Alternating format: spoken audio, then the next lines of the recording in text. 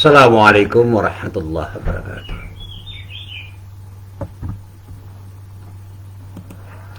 Alhamdulillah rabbil alamin wassalatu wassalamu ala khatamil anbiya'i wal mursalin nabiyyina Muhammadin wa ala alihi wa sahbihi ajma'in, amma ba'd.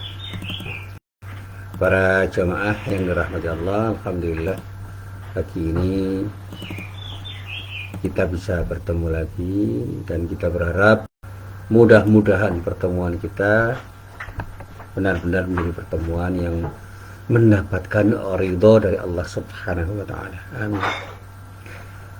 Para jamaah yang dirahmati Allah, hari ini saya ingin mempertegas apa yang pernah saya sampaikan terkait dengan apa yang saya nyatakan sebagai cara Allah memberikan nasihat kepada para manusia melalui kitab suci Al-Quran. Salah satu nasihat yang diberikan Allah itu dengan membuat perumpamaan. Ada perumpamaan tentang hewan, ada perumpamaan tentang alam, ada perumpamaan yang lain tentang kejadian-kejadian yang sifatnya itu adalah sesuatu yang memberi nasihat pada orang-orang yang mau berpikir. Tapi sekali lagi, tidak semua orang itu bisa memahami nasihat-nasihat itu karena mereka enggan untuk berpikir, malas berpikir, atau kemampuan menalarnya terlalu rendah, sangat rendah, dan pada saatnya memang apapun yang dibaca di dalam kitab suci Al-Quran itu tidak benarkan apa-apa karena mereka tidak paham.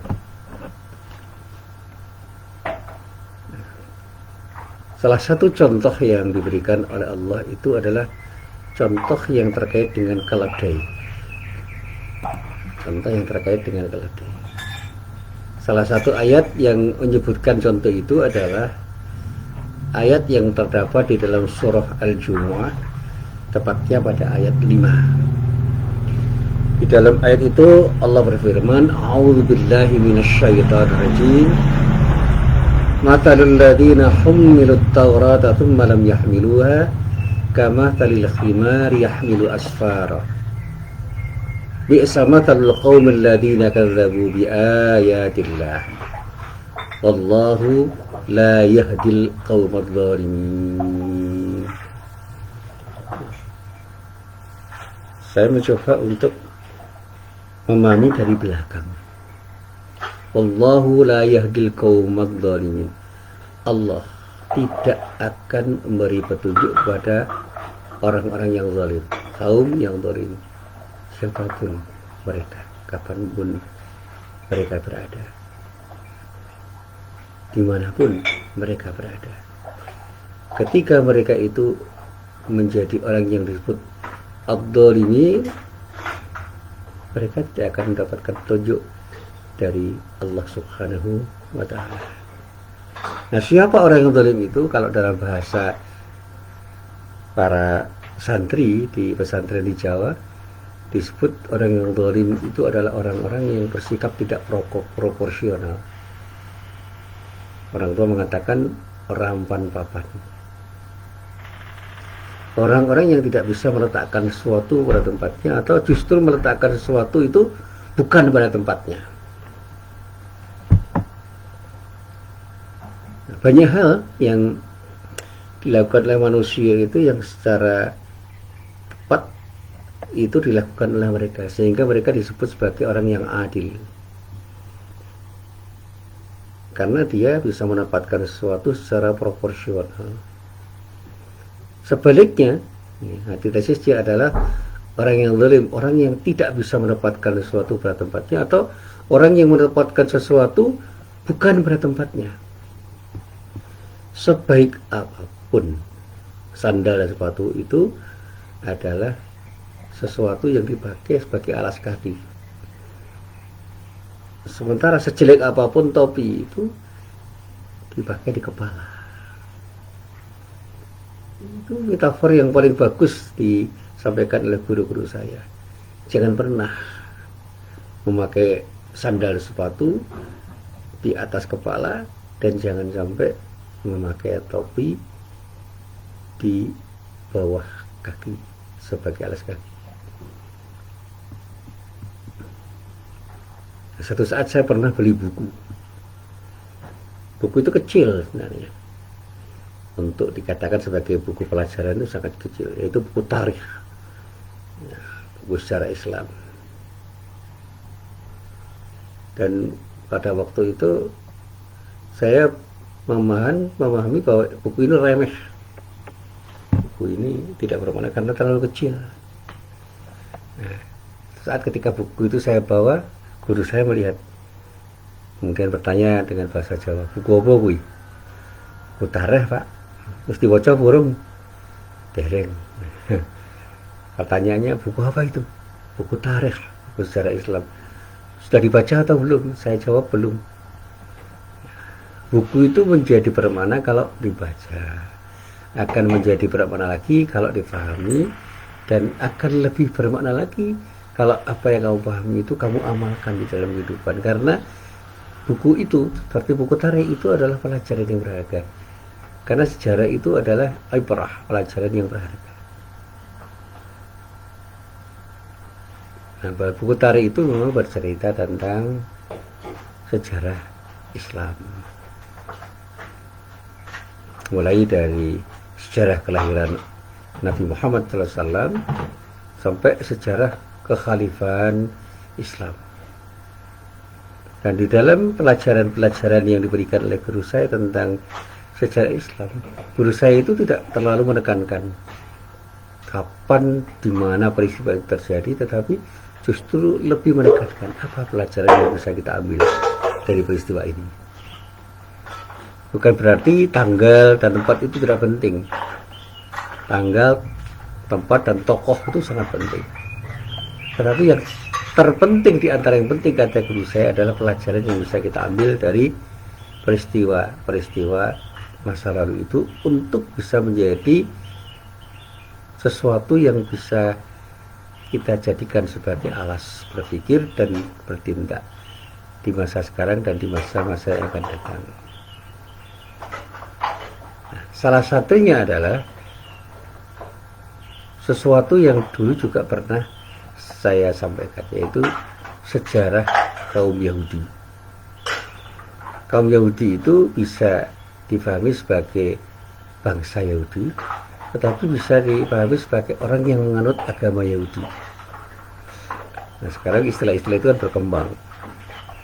Ada Zionis, ada Zionisme, ya, kita Yahudi yang terkait dengan paham, ideologi, agama, kelompok orang, orang per orang, penganut agama, ya. Dan bangsa Yahudi yang kemudian dikenal dengan Bani Israel. Nah, sekarang saya ingin mencoba untuk memahami ayat ini secara keseluruhan, setelah saya mencoba untuk merenungkan pernyataan Allah yang dinyatakan Allah, Allahu la yahdil qaumadz dzalimin.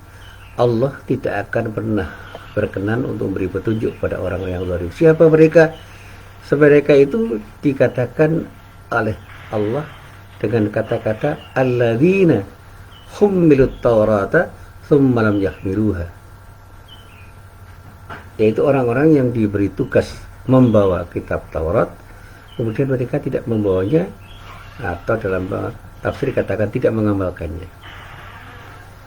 Jadi di situ adalah orang-orang yang disebut para rahib, para pendeta, para ulama sekarang di kalangan orang-orang Yahudi, yang memang mereka itu diberi tugas untuk mengamalkan isi kitab Taurat setelah mereka itu membaca dan memahaminya. Tetapi mereka tidak mengamalkannya. Padahal di dalam kitab Taurat itu ada pelajaran-pelajaran yang penting untuk mereka amalkan di dalam kehidupan mereka, baik dalam kehidupan pribadi, kehidupan keluarga, kehidupan bermasyarakat, dan kehidupan bernegara dan berbangsa. Nah, para rahib Yahudi waktu itu dikatakan sebagai orang yang tidak bersikap amanah. Mereka diberi tugas untuk memahamkan kitab Taurat kepada banyak orang. Setelah mereka membaca dan memahaminya, tetapi jangankan mengajak orang mengamalkannya, mereka tidak mengamalkannya secara pribadi, dan akhirnya juga tidak mengajak orang lain mengamalkannya seperti apa yang ada di dalam kitab Taurat itu, sehingga mereka menjadi orang yang sesat dan menyesatkan, yang dalam istilah para kiai disebut ad-dhal wal mudil, orang yang sesat dan menyesatkan.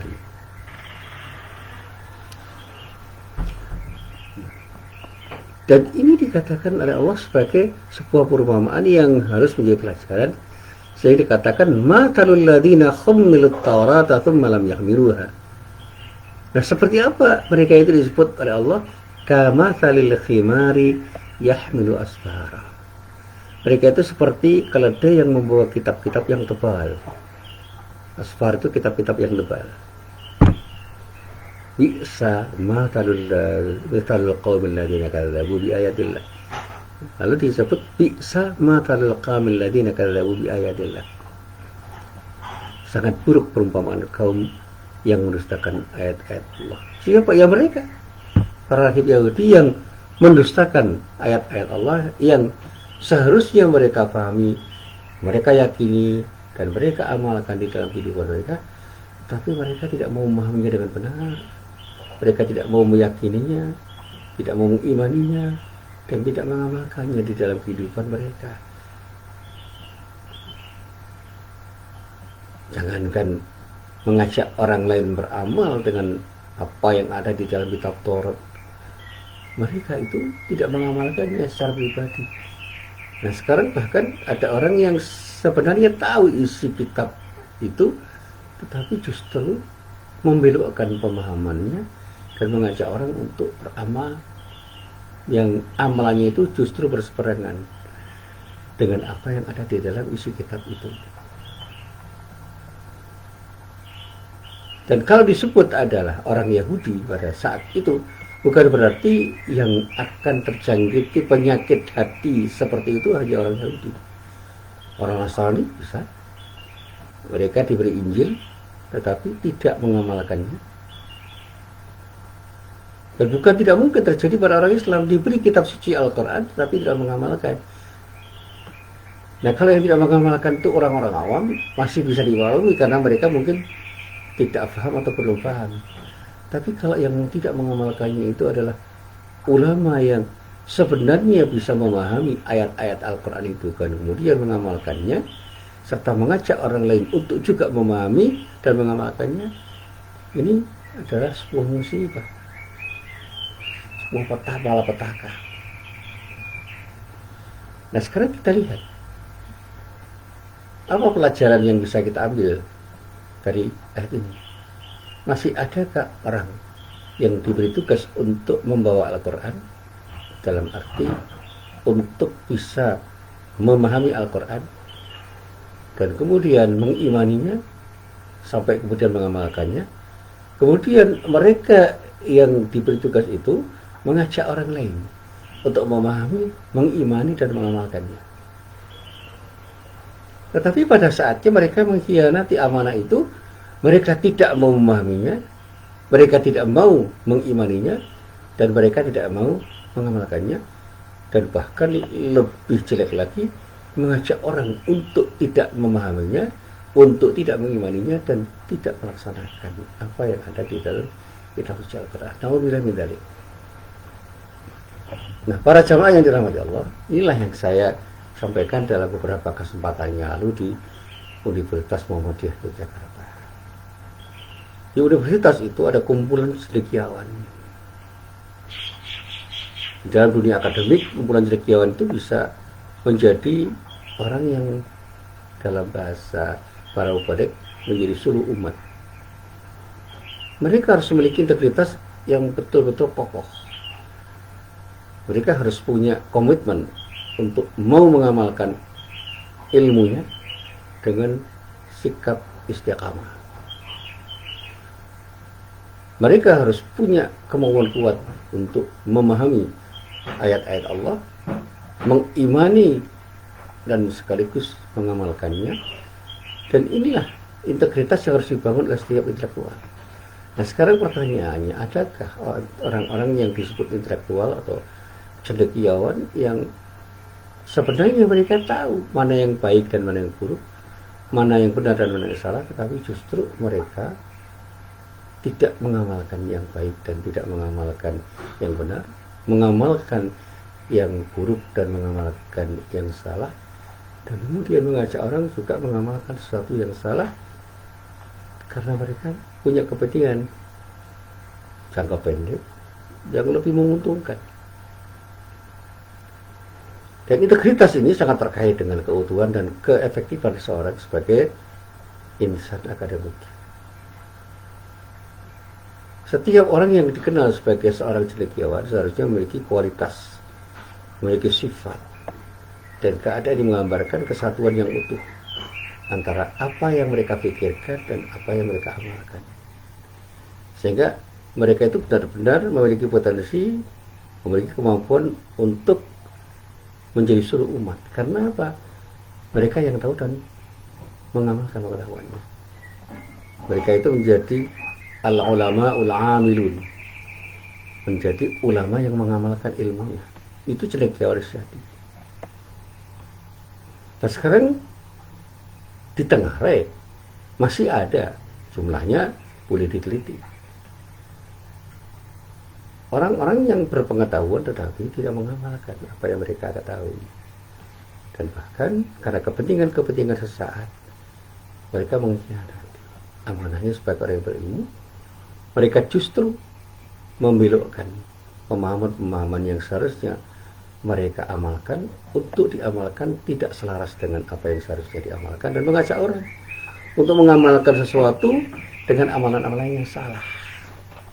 Ini yang saya sebut tadi dengan ad-dhal wal mudil, orang yang sesat dan menyesatkan. Ini berbahaya. Makanya Rasulullah pernah menyatakan dalam sebuah sabdanya, orang yang paling berbahaya itu adalah orang munafik yang pintar, termasuk orang munafik yang pintar berbicara. Nah sekarang tidak hanya berbicara yang berbahaya, pintar menggagas sesuatu, pintar menuliskan sesuatu, pintar memanipulasi sesuatu dengan kata-katanya, baik secara lisan maupun dalam tulisan. Dan andai kata orang-orang munafik itu menjadi misalnya orang yang dikenal sebagai cendekiawan dan kemudian menjadi staf ahli dari sebuah instansi, bahkan di dunia pemerintahan, musibah terjadi. Para eksekutif yang diberi nasihat oleh para cendekiawan yang tidak memiliki integritas itu akan bisa membuat kebijakan-kebijakan yang salah. Ambil saja misalnya Pak Lurah punya penasihat seorang cendekiawan, tetapi dia tidak memiliki integritas, bisa saja dia akan bisa mencelakakan rakyatnya. Itu kalau lurah di tingkat desa. Kalau kemudian ke atas, repot lah. Seharusnya intelektual itu jujur dengan ilmunya. Tetapi ketika saya merenungkan kembali ayat yang terdapat dalam surah Al-Jumu'ah ini, sekarang ini kok nampaknya ada sejumlah orang yang disindir oleh Allah di dalam ayat ini. Mereka bukan hanya orang Yahudi, bukan hanya orang Nasrani, bukan hanya saja orang Islam, tapi siapapun di manapun, mereka adalah orang-orang yang seharusnya menjadi suluh masyarakat, tetapi justru menjadi orang yang sesat dan menyesatkan. Dan Allah mengecam orang-orang yang seperti ini, orang-orang yang mendapat karunia sebagai orang yang berilmu, tapi tidak mengamalkannya. Dan lebih parah lagi ketika mereka menjadi ulama yang dalam bahasa orang awam mengerti agama, memahami agama, ahli agama, tetapi tidak mengamalkannya. Dan bahkan lebih jelek lagi ketika mereka menjadi orang yang tidak punya integritas, mereka tidak mengamalkan ajaran-ajaran agama yang dipahami, dan mengajak orang untuk juga tidak mengamalkannya dengan cara-cara yang meyakinkan, sehingga mereka menjadi orang yang sesat dan menyesatkan bagi banyak orang. Nah, perumpamaan orang-orang yang diberi tugas untuk membawa Taurat di dalam ayat yang terdapat di dalam surah Al-Jumu'ah ini, ketika mereka jadi ulama dan bertugas membimbing manusia untuk beragama dengan baik dan benar, kemudian mereka tidak membawanya, tidak mengamalkannya karena mereka tidak punya integritas yang baik, sehingga mereka tidak menjadi teladan bagi orang banyak.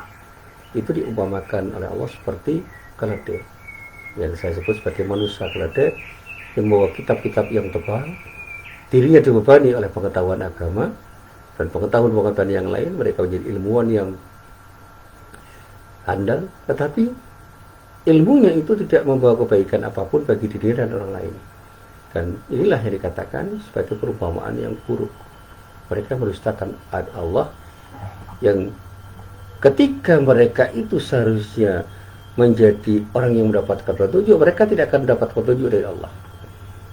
Mereka adalah orang-orang yang zalim karena mereka tidak bersikap proporsional.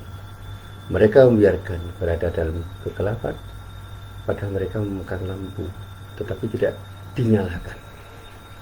Mereka memegang senter atau lampu penerang tapi tidak dinyalakan. Nah, lampu itu akan menjadi bermakna ketika dinyalakan. Tetapi lampu yang dipegang oleh orang yang tidak dinyalakan, meskipun dipegang kemana-mana, tidak akan menerangi alam sekitarnya. Nah, para jamaah yang dirahmati Allah, ada momen penting yang dulu pernah saya ceritakan tentang kisah Malik bin Anas, seorang ulama besar. Satu saat Malik bin Anas itu berkeinginan untuk belajar kepada para ulama.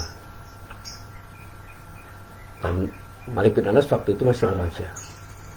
Nah, sebelum berangkat belajar, dia mendapatkan nasihat dari ibunya. Nasihat ibunya itu kalau saya terjemahkan dengan terjemahan yang bebas begini: nak, camkan pesan ibu, pelajarilah olehmu adab para ilmuwan itu sebelum kamu pelajari ilmunya.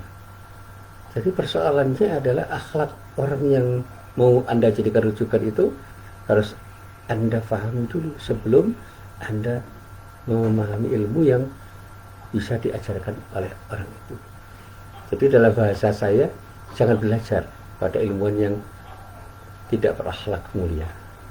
Belajarlah pada ilmuwan yang berakhlak mulia. Bahkan saya itu pernah belajar pada seorang kiai yang ilmunya itu tidak terlalu tinggi, tetapi akhlaknya luar biasa, sehingga saya belajar dari bagaimana beliau itu hidup, bagaimana beliau itu berkehidupan secara pribadi, di rumahnya, di rumah tangganya, dan juga di masyarakat. Contoh kehidupan yang dia berikan itu jauh melampaui ilmu yang dia ajarkan kepada saya, karena saya bisa menjadikan beliau menjadi teladan.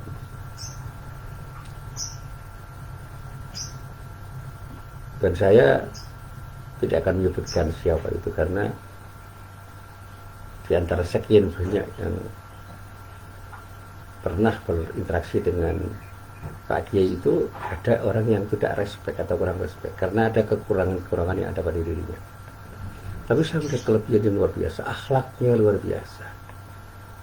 Orangnya tawadhu, orangnya sopan, orangnya penuh dengan kata-kata yang lembut, orangnya sederhana, dan orangnya disiplin, rajinnya beribadah luar biasa. Dan itu adalah akhlak yang terbangun pada dirinya yang jauh melampaui ilmunya. Sebaliknya, saya pernah belajar pada seorang cendekiawan yang ilmunya memang sangat dalam, tetapi akhlaknya kurang memadai. Saya berhati-hati. Saya hanya mencerap ilmunya, tetapi tidak menangkap contoh konkret pada kehidupannya, karena saya melihat ada sesuatu yang tidak perlu saya contoh, yaitu kesombongannya. Dia seringkali membodoh-bodohkan muridnya berkata-kata maaf, goblok, kamu itu goblok, asalnya. seperti itu. Subhanallah, saya katakan nauzubillah min dzalik, jangan sampai saya meniru. Sehingga ketika saya mengajar, saya kebetulan pernah jadi seorang guru dan sekarang saya masih menjadi dosen. Mantap bagi saya untuk mengatakan kepada mahasiswa itu anak yang bodoh. Saya selalu motivasi mahasiswa saya bahwa Anda itu punya potensi menjadi orang hebat, menjadi orang pintar, menjadi ilmuwan. Hanya saja sekarang Anda masih ada dalam proses. Tidak ada orang yang bodoh, saya katakan kepada para mahasiswa saya. Yang ada adalah orang yang sedang berusaha belajar untuk menjadi pintar. Dan yang lebih penting dari yang penting di antara orang yang belajar itu adalah membangun integritas. Jadilah orang yang berilmu dan berakhlak mulia. Dan inilah yang saya renungkan dari pesan ibunya Imam Malik pada dirinya sebelum beliau belajar. Pelajarilah olehmu adab para ilmuwan, para cendekiawan, sebelum kamu belajar pada dirinya tentang ilmunya. Nah, para jamaah yang dirahmati Allah, kenapa saya mengetengahkan materi ini?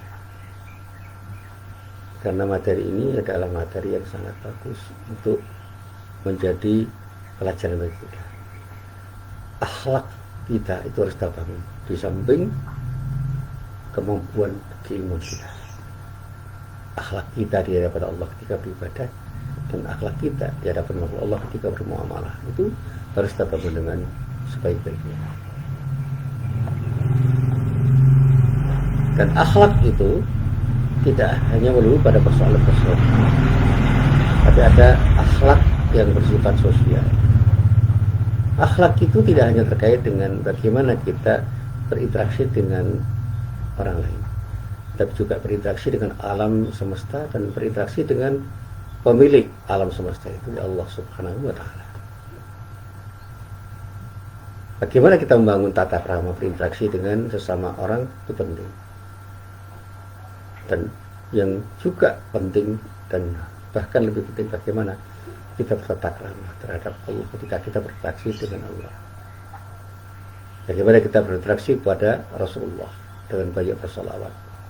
Dan saya selalu mengetengahkan pada diri saya sendiri bagaimana bertata krama pada guru-guru saya, kepada orang-orang tua yang seharusnya kita hormati. Bahkan di dalam tetangga misalnya, saya selalu mengatakan, Ali, kita membangun tata krama yang terbaik.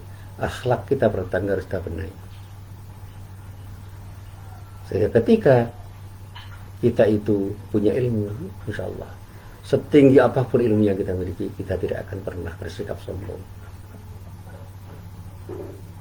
Sindiran keras Allah terhadap kaum Bani Israel yang kurang beradab itu adalah perumpamaan yang sangat bagus. Bagaimana Allah memperumpamakan mereka itu seperti keledai yang memikul kitab di punggungnya, tetapi mereka tidak punya integritas karena tidak memahami dengan benar isi kitab itu, tidak mengimaninya dan tidak mengamalkannya untuk dirinya dan siapapun yang seharusnya mereka ajak untuk memahami, meyakini dan mengamalkannya. Saya katakan, keledai tentu tidak akan pernah paham terhadap kitab-kitab yang dipikulnya. Allah menyindir keras para ilmuwan yang mungkin sudah membaca buku berjilid-jilid, di kepalanya penuh dengan ilmu, tetapi akhlaknya masih harus diperbaiki. Tidak ada akhlak yang tertanam di dalam dirinya karena dia tidak bisa mengamalkan ilmu yang dia pahami itu untuk membangun akhlaknya, sehingga ilmunya menjadi sia-sia, mungkin akan menyeretnya pada kehinaan. Pantaslah bila para ulama mengatakan posisi adab itu harus ada sebelum ilmu. Dan para ulama itu mengatakan kami belajar adab itu lebih lama dibandingkan ketika harus mempelajari ilmunya. Dan inilah yang selalu saya sampaikan. Dan saya masih ingat nasihat Imam Syafi'i kepada murid-muridnya. Ketahuilah yang pertama kali harus kamu lakukan dalam mendidik anak-anak adalah memperbaiki dirimu sendiri. Karena sejatinya cara berpikir mereka terikat oleh cara berpikirmu. Apa yang mereka pandang baik adalah apa yang kau pandang baik dan kamu lakukan. Dan apa yang mereka pandang buruk adalah apa yang kau tinggalkan. Nah, sekarang pertanyaannya, sudahkah kita membangun akhlakul karim sebelum kita belajar untuk membangun ilmu? Sehingga ketika kita menjadi siapapun, dimanapun dan kapanpun, kita akan menjadi orang yang berilmu dan sekaligus punya integritas untuk selalu mengamalkan ilmu kita. Belajarlah akhlak sebelum kita belajar ilmu, dan insya Allah kita akan bisa menjadi orang yang selalu hadir, menjadi orang yang selalu punya integritas, karena kita selalu mengaitkan antara ilmu dan akhlak kita dimanapun dan kapanpun kita berada. Assalamualaikum warahmatullahi wabarakatuh.